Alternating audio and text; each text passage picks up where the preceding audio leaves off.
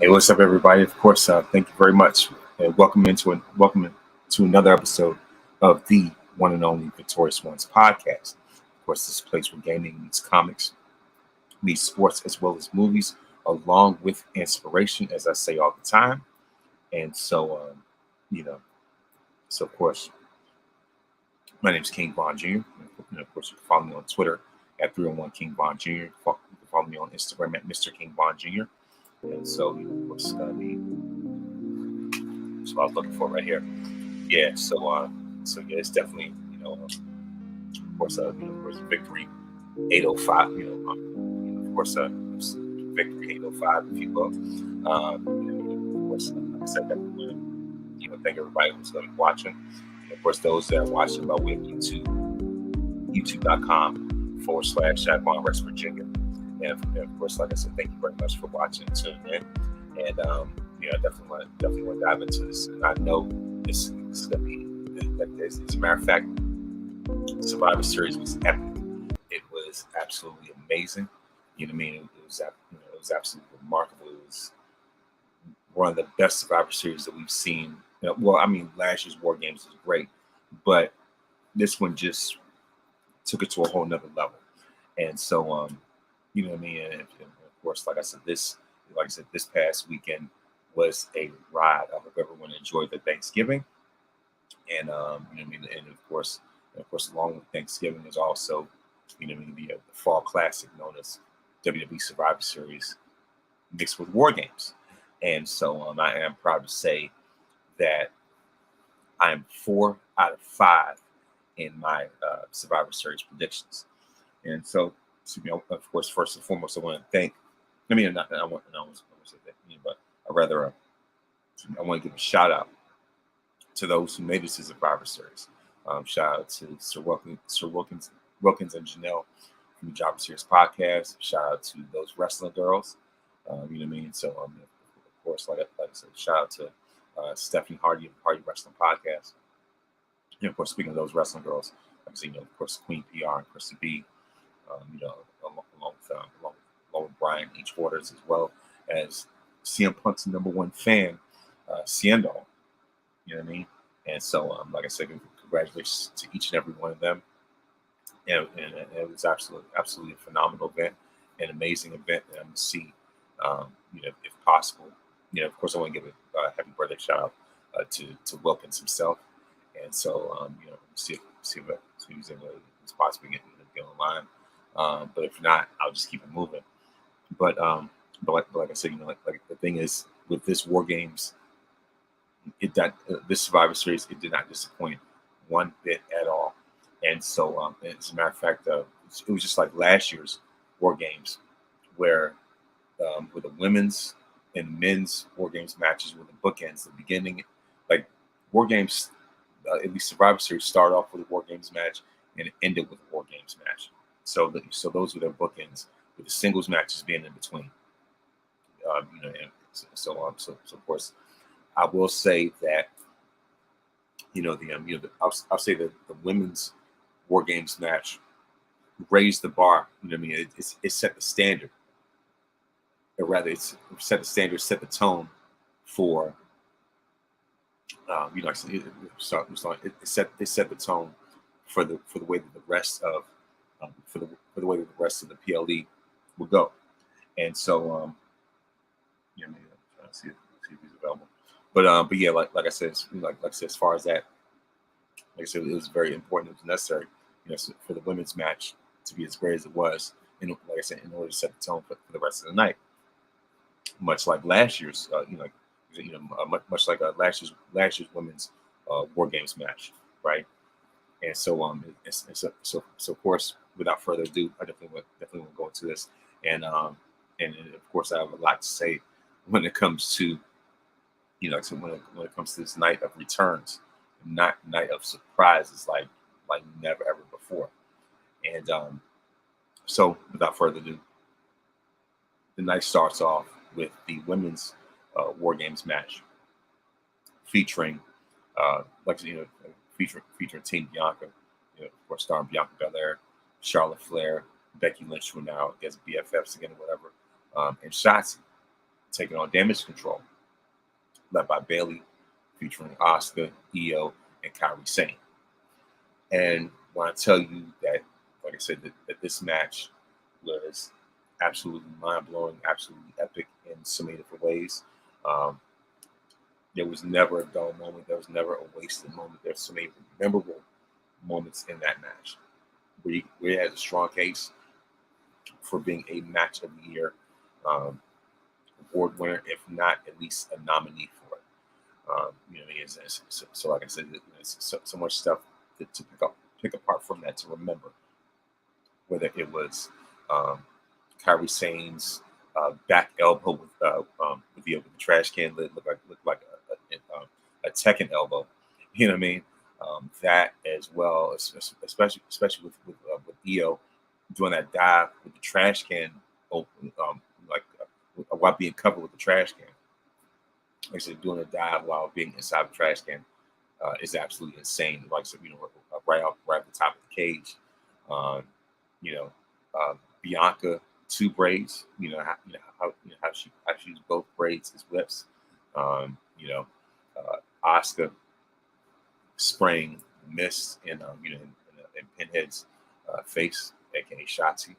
You know what I mean? And like I said, that as well as Charlotte's moonsault. I was like, okay, this is air flare pretty much. I was like, that was absolutely incredible, mind blowing, without question. I would say Charlotte has one of the best moonsaults in the business, if not of all time. And I know this may sound like a reach. Hey, what Facebook user is, hey, what's up? How you doing? Thank you very much for watching. Like I said, as far as that, and of course Bianca, with of course Bianca hits the KOD. Personally, and I think Becky, matter of fact, Becky's the one that picked up the pin. For me, I would have had Bianca pick up the pin because of the fact that this Damage Control is Natasha. Not sure why it says Facebook user. So all right. So so by the way, Natasha, I don't know if it says in the description for the video. We have to go on StreamYard and allow Facebook, allow Facebook to at least give Facebook permission to show your name. So it's one of those things where whenever you use a StreamYard, you have to go. Like I said, you have to go on that. You have to go on that link. I don't know if it shows that already. But like I said, there's a link that should go to for StreamYard to get Facebook permission to show your name. But yeah, like I said, of course, what's up, Natasha? Thank you very much for watching. Like I said, I greatly appreciate that. You know what I mean? So of course, I want to give a shout out to give a shout out to Natasha. She's one of the admins for my podcast page, by the way, Victorious Points Podcast. I said thank you very much for supporting, and like I said, please make sure you get the word out about this, and and also Natasha, if possible, if you go ahead and do me a favor and share this link to whatever other wrestling groups and things like that. I'll greatly appreciate that, because this is like I said, I know for sure that that this Survivor Series would certainly help do numbers when it comes to podcasts. Oh yeah, you definitely fixed it. Yeah, absolutely. Yeah, you certainly did. Thank you very much. Yeah, like I said, I greatly appreciate that. Yeah, I definitely see your name on the screen. Absolutely, you know what I mean. So like I said, thank you so much. But yeah, like I said, when it came to the women's WarGames match, I was heavily invested. I was absolutely tuned in. And I will say this. Side note. If it was in the cards for me to go to Survivor Series, if things had been, sort of like, better planned out, whatever the case may be, or Friday, like at least seeing if I can get my credentials approved or something like that, I definitely would have gone. I would have loved to have gone to Survivor Series in Chicago. I've been to WrestleMania. So I've been to two, 3 WrestleManias coming up. You know what I mean? And so it's just like I haven't been to SummerSlam in years. All right. Um, I've never been to Survivor Series, but that's definitely on my checklist. You know what I mean? Like when it comes to that, I definitely want to go to all the big four pay-per-view events or PLEs, whatever they want to call, PLEs these days. But yeah, like I said, as far as that, like I said, the atmosphere, I could tell, just by way of social media, it was absolutely amazing. It was mind blowing. You know what I mean? Like I said, it was absolutely phenomenal. And like I said, when it came to this women's match, it was phenomenal in more ways than one. And so what I mean, like I said, these women get, like I said, they absolutely put everything into this match. And and like I said, and the thing is, um, like with the way that they have raised the quality of women's wrestling, um, for nearly 10 years going on, just about ever since the arrival of the Four Horsewomen all the way down. You know what I mean? And it's just like I said, you can see this, you can see the impact of it. Like I said, full display in matches like this. And so, like I said, shout out to women's wrestling. Shout out to this women's WarGames match, and of course, your winners for this match are, like I said, the winners for this match, of course, are Team Bianca, right?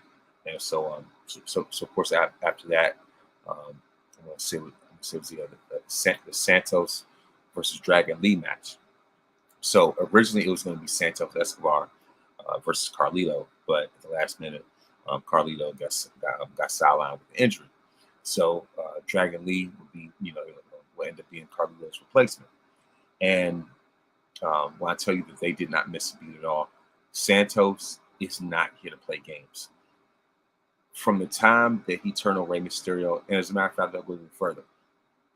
As soon as I saw this dude on SmackDown dressed as Tony Montana from Scarface, I was like, yeah, this guy is the real deal. He has taken absolutely no prisoners whatsoever. You know what I mean? And so yeah, so like I said, start this on. Like I said, as far as that, I'm like, yeah, like I said, when it comes to Santos Escobar is in his element. What I mean, so, like I said, as far as that, like I said, as far as that, Santos Escobar is absolutely in his element as a heel. Like I said, and I'm here for it all the way. And what I mean, is absolutely incredible. And so of course, the winner for that match is, the winner for that match, Santos Escobar. Um, Also, we had Gunther versus The Miz for the Intercontinental Championship. And I definitely have to give credit to Gunther for the way that he brought the best out of Miz. And I would say this was not exactly the best match by Gunther standards, but it was certainly a very, very solid showing coming from the Miz. Even though Miz has grown by leaps and bounds, but Gunther is a world beater. You know what I mean? Like, his technique, his skill set is on a whole other different level completely. And he's constantly delivering, like I said, banger after banger after banger. Shout out to Sheamus for that, but like I said, Gunther definitely personifies that. And on Saturday was no different, right? And what I mean, and I know that there's a lot of criticism for the way that Gunther allowed Miz to give so much offense, right? And the way that they did the best they could to make Miz a sympathetic babyface figure, with the way that Gunther became a bully, and so and also the narrative going to this match was about the Miz breaking, the narrative was all about the Miz breaking, at least tying Chris Jericho's record for most title reigns. Miz is an 8-time IC champion. Jericho's a 9-time IC champion. And, the match itself was great. and also like the highlight of that match, the exclamation point was not only Gunther winning, but the way he won. And I know that Gunther has a reputation for finding different ways to win matches. So this is the perfect way for him to win that match by beating Miz with the Lion Tamer / Walls of Jericho. You know, and it's amazing how like it's amazing how Miz lost um, this match with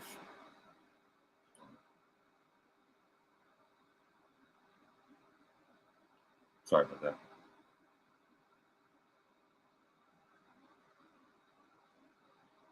But yeah, like I said,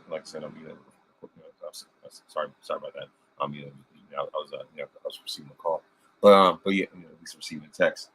But but yeah, sorry about that. Sorry about that. But like I was saying, um, like I said, I like the way that like I said, I like the way that Miz got beat with the Walls of Jericho. So Miz loses to the current, to the current to one record. He loses a match against a record holder with a move from another record holder. So Miz loses to the longest reigning Intercontinental Champion, Gunther, with the move from a guy who holds another record. So he gets beat by one record holder with a move from another record holder.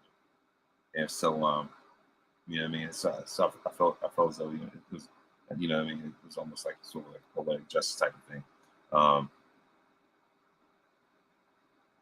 Yeah, you know what I mean? You know what I mean? So it's just like I said, yeah, like it was brilliant, brilliant storytelling. And so you know what I mean? So of course, yeah. Sorry about that. So the winner, like I said, so the winner of that match, and still your reigning defending Intercontinental Champion is none other than Gunther. And so like I said, as far as that, even though once again, even though it was not exactly the number one match by Gunther standards, but it's certainly one of the best matches in a long time by Miz's standards. And I still have to give Miz credit for the way that um, he found a way to bring prestige back to the Intercontinental title after a long time, and he certainly gets respect for certainly gets respect for the feud that he had with Dolph Ziggler, and that never ending Intercontinental title reign from like back in 2016. Of course, long.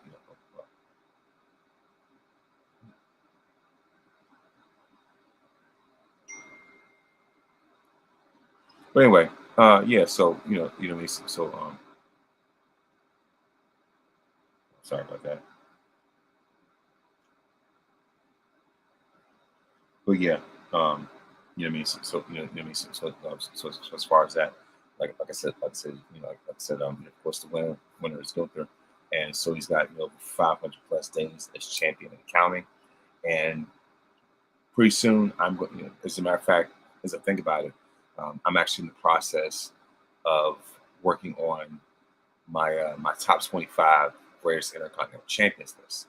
I just completed my top 25 tag teams list, but the IC title, or rather, rather the IC Champions list um, is definitely a little bit more of an uphill climb. Um, but I'm very certain that that I have the names um, that I need in order to make this list great. But I mean, it's just a matter. It's just a matter of research, a matter of just carefully evaluating. You know, I'm not going to take up too much time, but still, and in the end, it's just like I feel as though this Survivor Series, like, I said, like a lot of big four pay-per-view events are like course correct for myself and a lot of other podcasters. At least it's certainly a motivator, if you will. And and like I said, I mean, it's like I said, more ways than one. It's certainly motivated me, and it's definitely lit a fire under me. Like I said, when it comes to these lists, and also, um, you know, I have some projects coming up when it comes to Randy Orton. On the side note, it's like some the process um, of an article pretty soon, you know, and more to come, more details on the way, if you will. You know what I mean? And so on. So as far as that, like I said, of course, once again, Gunther's still your IC champion. Next up, we have the women's world title match between Rhea Ripley and Zoe Stark. And I will say that of course, Rhea had the black level chaps, which looked very familiar. It reminded me of Shawn Michaels from WrestleMania 9 when he came out with Luna, and that's the reason why I shared that meme, of course on Twitter, on my podcast, on my podcast, the Facebook group, Facebook page, right? And so, you know what I mean? I was like, it's very, very familiar, just for the sake of making memes. But the match was very solid. Of course, kudos to Zoe Stark. For putting in a really great effort. But in the end, I think we all know that Rhea was going to win. That Rhea is going to maintain her supremacy, and even though Zoe did her best to try to get into Rhea's head and try to at least prey on Rhea, having her mind focused on all these other stuff with Judgment Day and things like that. But the thing about it is that when it's time for business, Rhea handles business. You know what I mean? Judgment Day stuff aside, Rhea is at the top of the food chain for a reason. And I mean, look no further than her match with Charlotte at WrestleMania 39. And that had nothing to do with anything related to the Judgment Day. If anything, that was Rhea's redemption arc. And so if she was able to deliver with that, she's more than able to deliver with any other match that she's involved in, right? And so, so of course, once again, that's all. So it starts for putting in great effort. You know what I mean? And of course, in the end, Rhea still reigns supreme.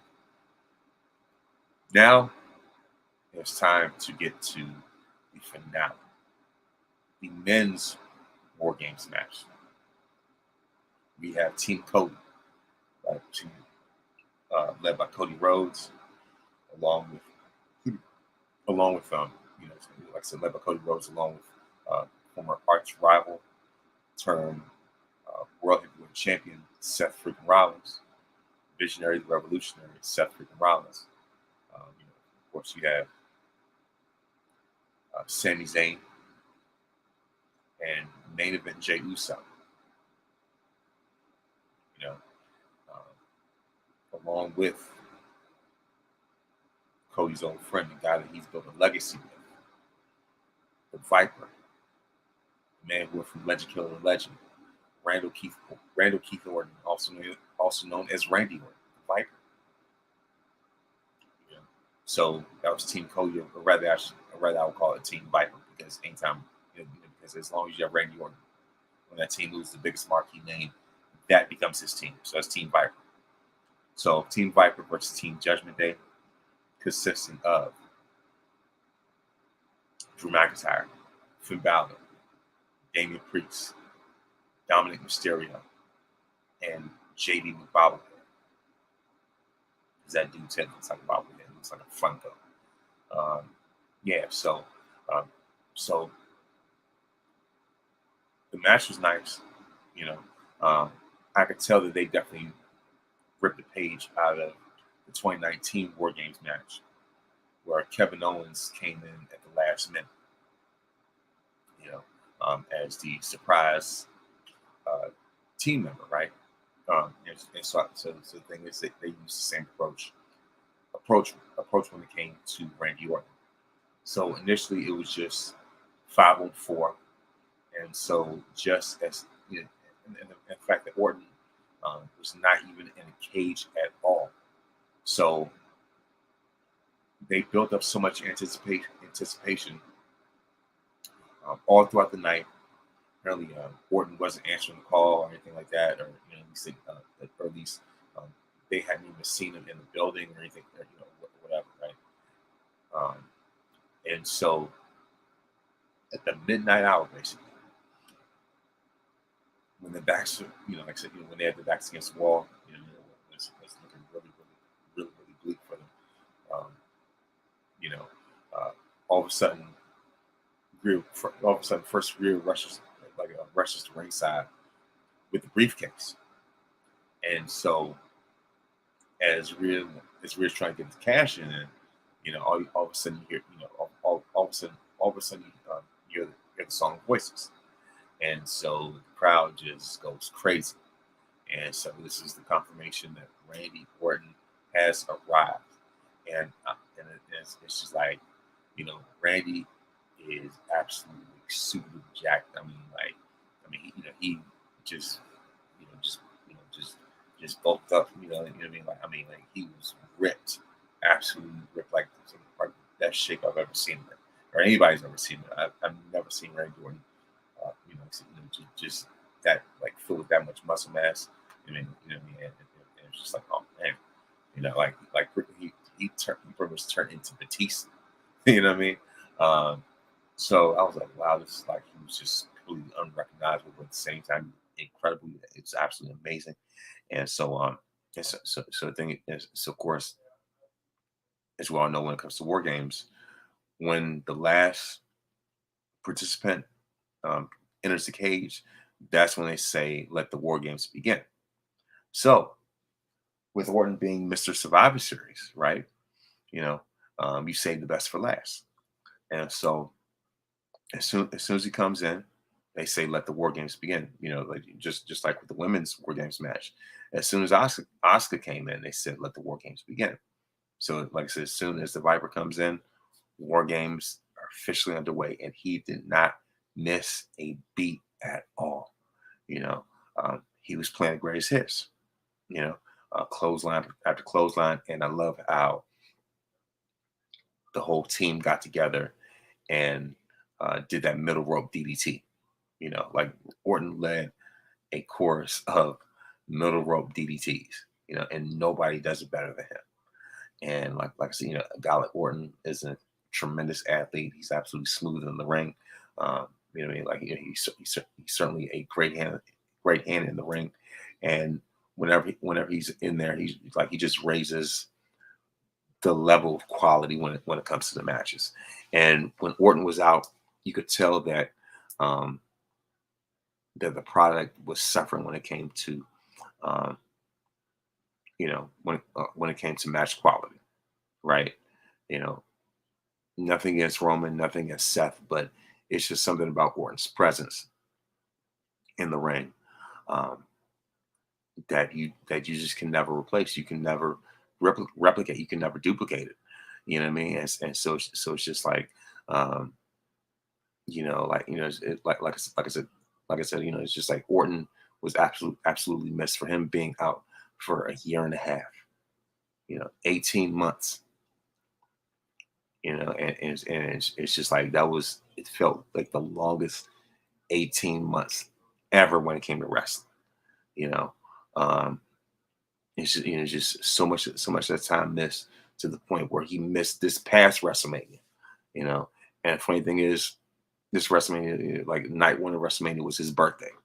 You know, and the thing is, I was there for night two, and the whole time during the Roman and Cody match, as both were down, and everybody was waiting for to see if there was some type of interference, whether it was The Rock or whether it was Orton. I was waiting for either one of them. Nothing happened. Of course, we all know how that ended. solo with the spike, of course, follow, with the spike, followed by Roman spear, 1, 2, 3, whatever. But that's neither here nor there. But I was just saying, like I said, with so much stuff that he's missed. Like say, if, from Edge leaving and going to AEW, you know what I mean, to Jade Cargill joining WWE. It's just like so much stuff has happened, so much stuff has transpired. From the time, say from the last time that Randy Orton was in the ring. It just feels like we're in a whole nother timeline, multiverse, time zone, whatever you want to call it. And the very night that he returns, Chicago's very own CM Punk makes his return as well. But I'm gonna get to that in a minute. You know what I mean. So it's just like all throughout that day, even though WWE did leak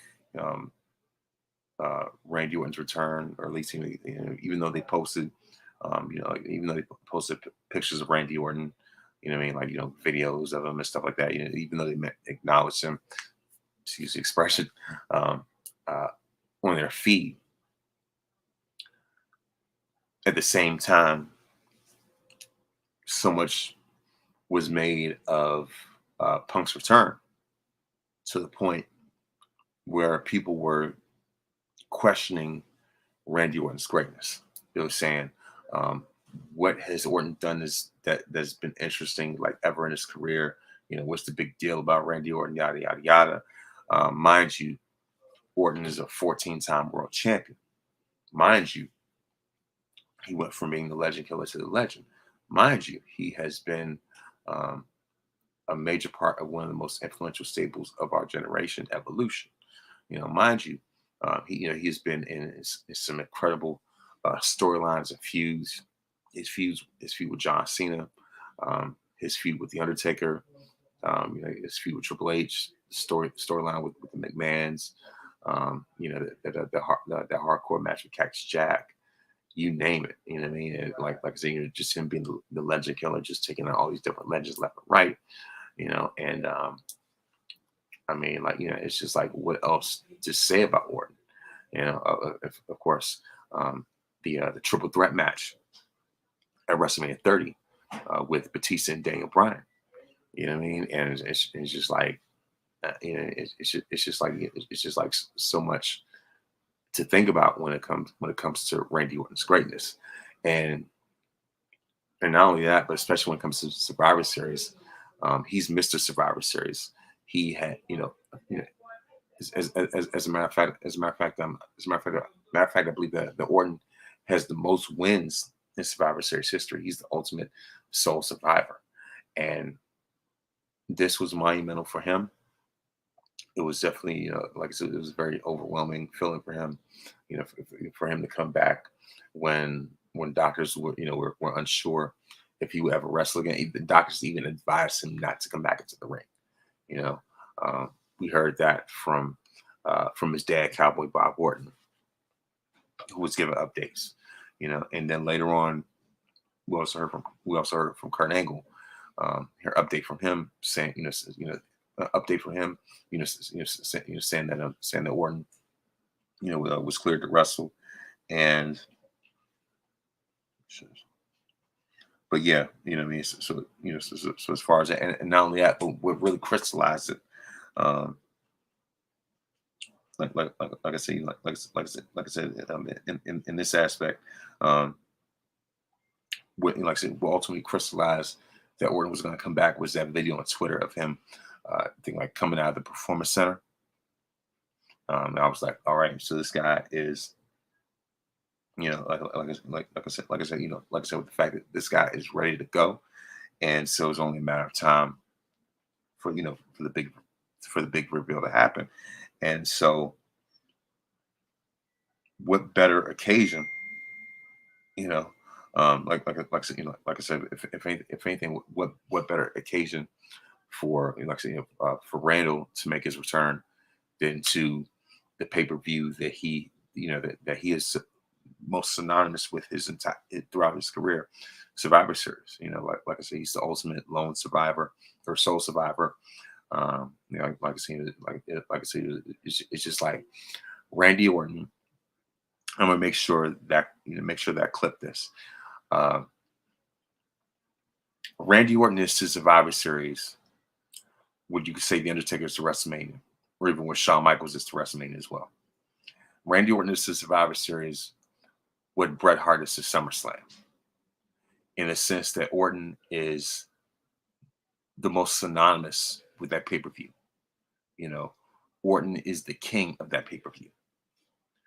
When it comes to Survivor Series, Orton raises his game up in that one more than any other big four that he's part of, right? And in the same way that Taker raised his game up at Mania, same way that HBK also raises his game up at Mania, same way that Bret Hart raises up his game at SummerSlam. Randy Orton does that when it comes to Survivor Series. So Triple H pulled the trigger at the right time for Orton to make his return. And he didn't, and with the way that Orton moved in that ring, he did not miss a beat whatsoever. It's like he was not even out for 18 months, And so this was another prediction that I was absolutely right on the money with. And not, of course, not only for Randy Orton being the last member of that team, but also with him giving the RKO to JD McFunko Head, to JD McFunko Pop, and I was like, and that was one of the most epic RKOs I've ever seen. I've seen plenty of them. As a matter of fact, I've followed Orton's entire career, of course. And he's done some epic RKOs, but that one was just, like I said, he took it to a whole nother place with that one. Like I said, with the way that was his catching finisher, if you will. For those of us that play WWE 2K, that was Orton's catching finisher. That the RKO as he caught JD McDonough with that RKO as JD was getting thrown off the top of the cage, and and of course lands with the RKO.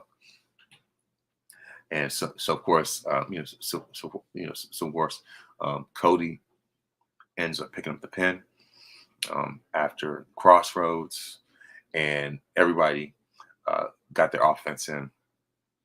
Whether it was Cody with the Cody cut in the Crossroads, Jey Uso with the splash, Orton with the RKO, Rollins with the curb stomp, Sammy with the was it Luva kick, whatever however it's pronounced. What I mean? Like I said, as far as that, it was absolutely incredible. And also I have to give credit Judgment Day as well for Drew and Priest with that double choke slam, sort of like a nod to the Brothers of Destruction.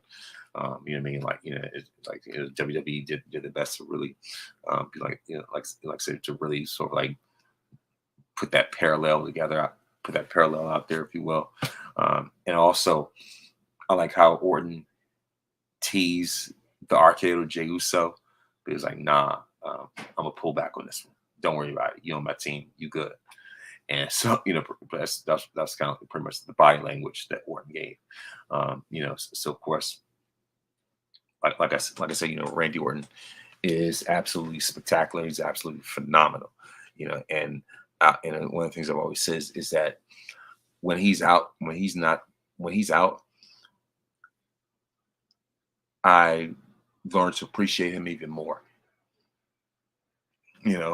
And it's not that I took him for granted or anything. It's just like when he's not there, you could feel it, and you like I said, you could appreciate what he brings to the table. You can appreciate his contributions to the table even more. And now that he's back, at an event that once again, I've said over and over, an event that he's synonymous with, that adds even more You know what I mean? Like like I said, that just adds even more weight to it. And so of course, um, you know, winners of the match, as I said, Team Viper, and it was great to see Cody win. Like I said, great to see Cody get the win in a match that his dad created, and that was War Games. And also with Cody being on the poster, being on the poster for War Games, with the camouflage face paint. You know what I mean? Being on the poster for the event that his dad created. So it only made perfect sense for him to get the final pinfall. You know, so that was historic in that aspect. Like I said, both those situations were historic. Like I said, with the fact that Cody got the pin in the War Games match in honor of his dad, and also with the return of Randall. You know what I mean? And so of course, like I said, in that aspect, I'm 4 out of 5 in my predictions, and so um, let's just say that that the heat got turned up even more at the end of the match when we hear that static and we hear that cult of personality. I mean, the roof absolutely exploded. The roof was blown off that place. I mean, it was at a fever pitch, like one of the loudest crowd reactions of all time in WWE. You know, um, like it's and it's just many huge crowd reactions. Whether it was, like I said, whether it was a Stone Cold as soon as you hear the glass break, whether it was The Rock, you know what I mean? Like I said, there's a lot of like huge pops, but it's just something about this one. It's been a long time coming. So many of these fans have had this, you know, pent up waiting for years for this to happen, especially Chicago fans in WWE, you know, and how they've had to sit and wait. It's like sitting away when sitting at the window, waiting and waiting and waiting, um, you know, for a return. And that's exactly what they've been doing. And like I said, it's just like so much of that was let out on Saturday. But I will say that going into it, I'm not gonna lie, I did have to uh, I did, like if anything, like I said, if anything, I'm not gonna lie, I did have to mute Punk's name on Twitter for that entire day, just because it was like, it's just like I get it, like I said, I get it. Some of these fans are absolutely happy and excited because this is historic, because so many people thought that he would never ever come back in the world of wrestling, never say never, and it was just like it's just like if Punk wanted to say something, he couldn't even do it because you know because it's just like, one, he'd be a loss for words, and also the crowd wouldn't even give him a chance to speak, you know, and so mm, yeah, but like I said, it's just that it's just it was such an overwhelming response, and it was so much to celebrate that night. You know what I mean? And of course, when it came to Chicago, when it came to the CM Punk faithful, I mean, as soon as you hear that cult of personality, I mean, like I said, it's just like it's just like everything else was just drowned out. I mean, that was an electric ovation, electric reaction to someone like CM Punk, and everybody did not share the same excitement or enthusiasm. For one, Drew McIntyre stormed out of the ring as soon as the match was over, and also Seth Rollins just lost his mind. He just lost. He just went off. He went crazy. It was like nothing we've seen him ever do before. To the point where he was even flipping off Punk. Um, and of course Rollins, Rollins was just outside the ring. Punk was all the way on the other side of the ring, and so so for him, like I said, yeah. Sorry about that. Oh man. Oh shoot. You know what? Mm-mm. Oh my bad. I think you just got it. Hmm. You know what? I just hmm. Yeah. Sorry about that. Yeah. So and like I said, I guess this person not gonna be coming on tonight. I should have known. Obviously, he's got you know got a big celebration, got big celebrations going on, whatever. Um, but but like I said, because of the fact that like I said, like I said, because of the fact that like I said, because of the fact that that Punk is a very polarizing figure in more ways than one. Um, and like I said, because of the fact he's such a polarizing figure in more ways than one, um, his return certainly brought, like I said, not only was it celebrated, but also, it also brought, brought its fair share of a division, if you will, among the IWC. You know what I mean? And like I said, it was so much so to the point where I had to mute him um, on Twitter. And so, you know what I mean? So it's just, like I said, like I said, it was just getting like so chaotic on there, and just as I was alluding to earlier before, you know what I mean? It's just like Punk is a very polarizing figure, one of the most polarizing figures in the history of wrestling. You have people who absolutely love him to the extreme, and there are people who just can't stand him.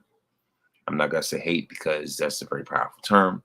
Um, I know that you know I had to check myself because it was just just getting too much for me. Just because um, like I said, just because because of the fan reaction, just because of how polarizing, how much he brings so much controversy. It's just like I really ain't got that type of time for it to really, to really engage with this type of stuff right now. Um, what I mean. Kind of call him say a parasite. Just because of his, just because of his history.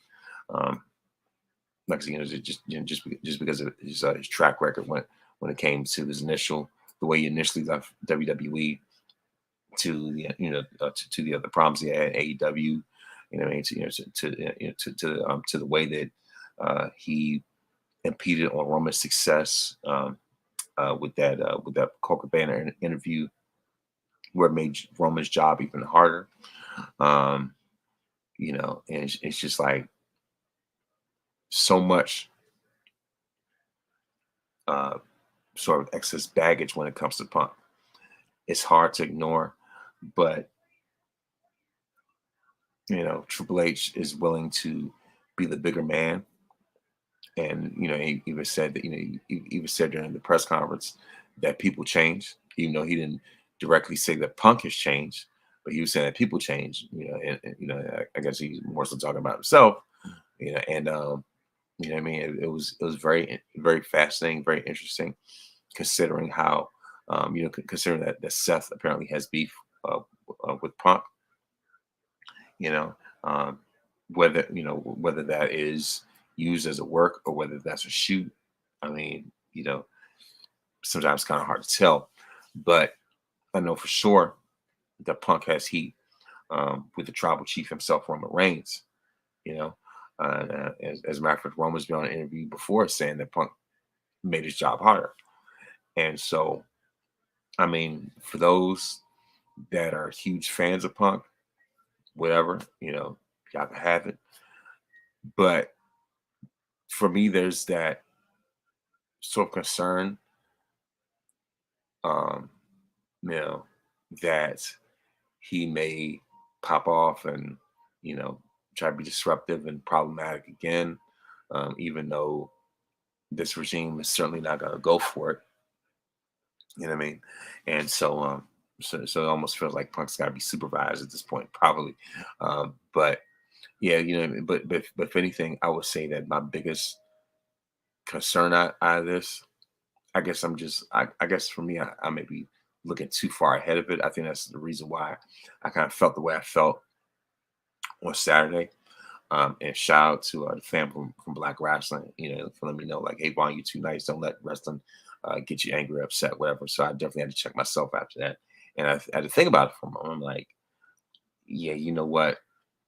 This is like, it ain't even worth it. It shouldn't even, you know, I shouldn't even like let myself, you know, like I said, you know, just get too like agitated over it. But it's just like one of those things where it's just like I had to, you know, drown out a lot of the noise from from the internet, right? And so if anything, I think for me, I see it in the sense of my biggest concern is that um, I just do not want to see Punk dethrone Roman. Plain and simple, you know. Um, a lot of my responses and reactions or whatever, my feelings are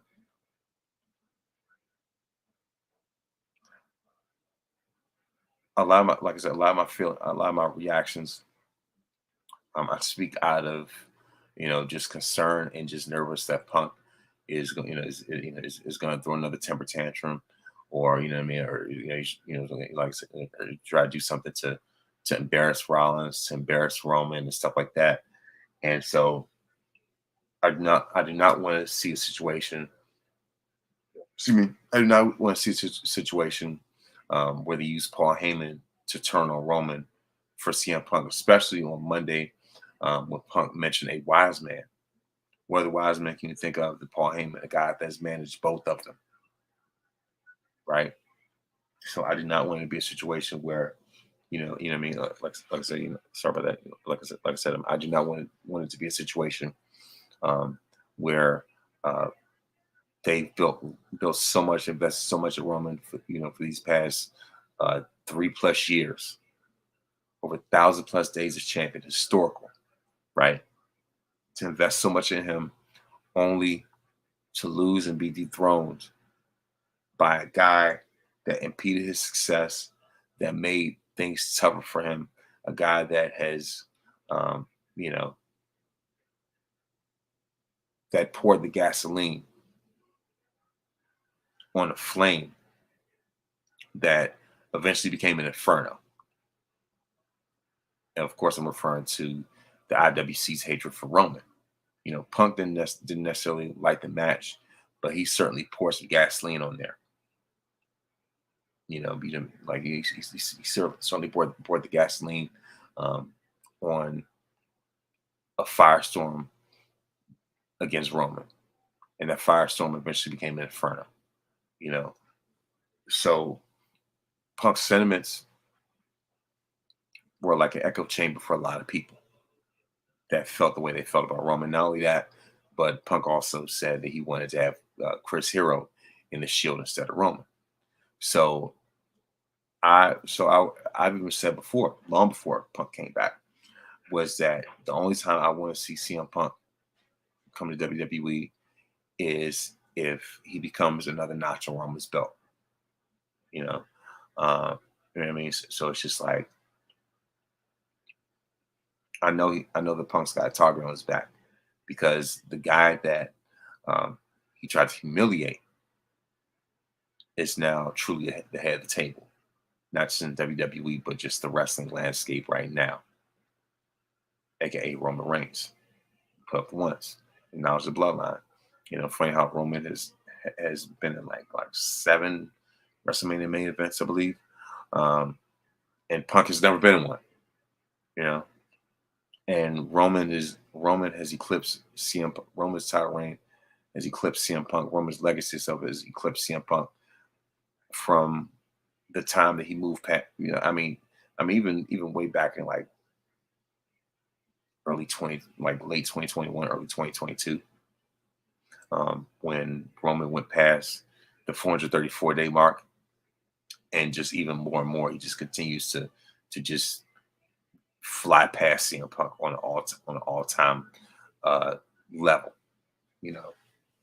And shout out to, of course, so it's just like, you know, um, I certainly shared my thoughts about Punk, before last night on Turnbuckle Talk.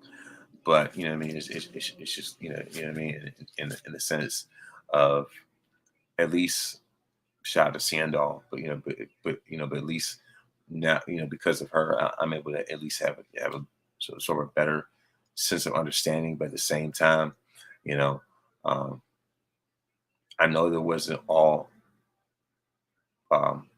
Punk's fault, you know, but at the same time, let's not pretend that he didn't make a major contribution in several of those problems, right? You know, um, Punk certainly looked more relaxed. You know, he didn't look as stressed. You know, um, I know. Of course, that last line where he said, "I'm not," where he winked at the camera. He said, where he said, "I'm not here to make friends. I'm here to make money." So that he is an opportunist. You know what I mean? And so, it's funny how he says that he loves the fans, but yet he had the fans waiting, and just, you know, he just left the fans waiting for so long, even with going to a rival company, you know. And it's just like, and of course I'm not here to judge anybody's motives or anything like that, but it's just based off of what we see on TV, what, like I said, based off of reports, things like that, or at least, at least like firsthand accounts, whatever the case may be, and whatever, like just a track record, right? And it's amazing how Punk says, um, you know, he loves the fans, but it took him forever to get back to WWE, you know. So yeah, so the fans, so many fans felt like they were deprived, and I mean, it's just like whatever. But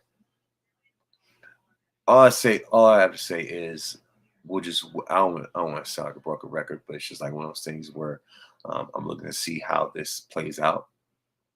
As long as it's better for business, and I mean, it's just like how long he's gonna be back. Only time will tell. So um, like I said, my thing is, as long as he doesn't try to circumvent or impede on Roman's success after this long, you know, um, as long as there's no crazy shenanigans in that aspect, um, you know, and so but of course, of course, CM Punk, was received the King's welcome, right? And so, I mean, I mean, so of course, when it comes to Chicago, I mean, especially when it comes to Chicago, at least Chicago wrestling, CM Punk is king over there, you know, and so of course the numbers don't lie. It is the most watched video or whatever in WWE history. The fan engagement shot up and escalated because of this guy, you know, and it's just, these fans have so much of a intrigue or obsession and stuff like that. It's just like he just has this massive fan base, almost like a cult following. That's why the song is called The Personality. And it's like these fans will follow him to the deep end, to the end of, like I said, to the like I said, to the very end of the earth. They will follow this dude to no end in sight. And, I mean, that is the utmost dedication so far, without question. What I mean? So overall, when it comes to WarGames, I would give it probably 4.5 out of 5. WWF. I mean, like I said, early, at least about 4 out of 5. WWF.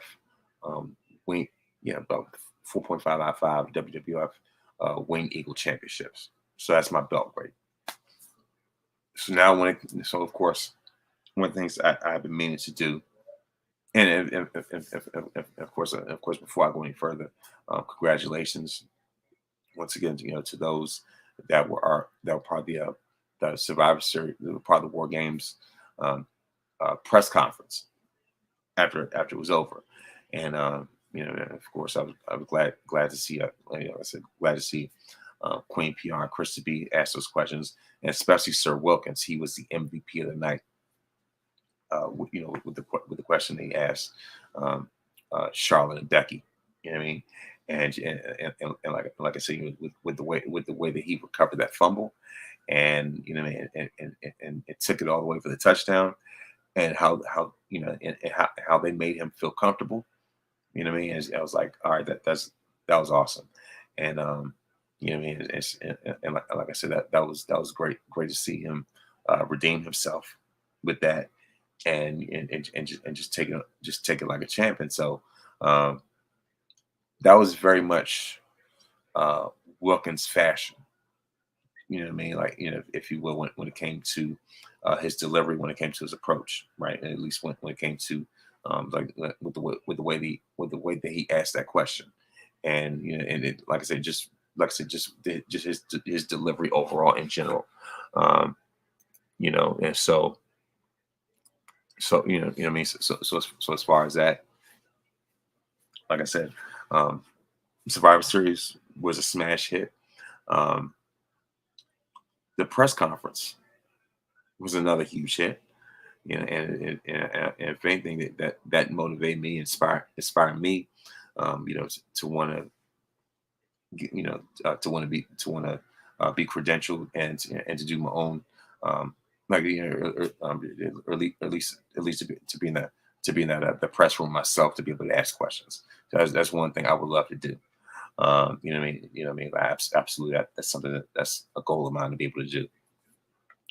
But like I said, all in all, this was absolutely spectacular Survivor Series, and also I want to give, um, as a matter of fact, last year I came up with like my top 10 Survivor Series matches, but this time I want to give my all time Survivor Series team for both men and women. So of course, this is my all time Survivor Series team, and the thing is, I've been wrestling with this for the longest time, ever since like last week. So, excuse me. So my all-time Survivor Series team would consist of um, The Undertaker, The Rock, Roman Reigns, Shawn Michaels, and Randy Orton. And so for the women, and the reason why I say Randy Orton is for all the reasons that I mentioned earlier. You know, um, you know what I mean. So it's just like, when you have Orton, if anything, your your success rate increases even more. So that's the reason why I have him on the team. So when it comes to the women's all-time Survivor Series team, I have China, Charlotte Flair, Bianca Belair. I want to say Sasha Banks and Trish Stratus. So that is if anything, those are my all-time um, Survivor Series teams. So for the men, once again, is Rock, Roman, Undertaker, HBK, and Orton. For the women, it's China, EST, Charlotte, Sasha, and Trish. And there you have it. And of course, thank you very much. Thank you very much for those that have, sorry, like I said, once again, thank you very much. What I mean, like, thank you very much for those that have tuned in to watch this episode of the Victorious Ones podcast. And so, what I mean, so of course I knew that this, like I said, I knew that this was a recording that was vital for me to do, that was necessary for me to do, and I'm still coming up with an episode title, trying to decide between, I want to call it Chaos in Chi-Town, Chi-Town Chaos, or at least Windy City War Games, whatever whatever the case may be. But like I said, it's definitely gonna be coming soon. Like I said, once again, thank you very much for watching, and may you have an absolute victorious and amazing night.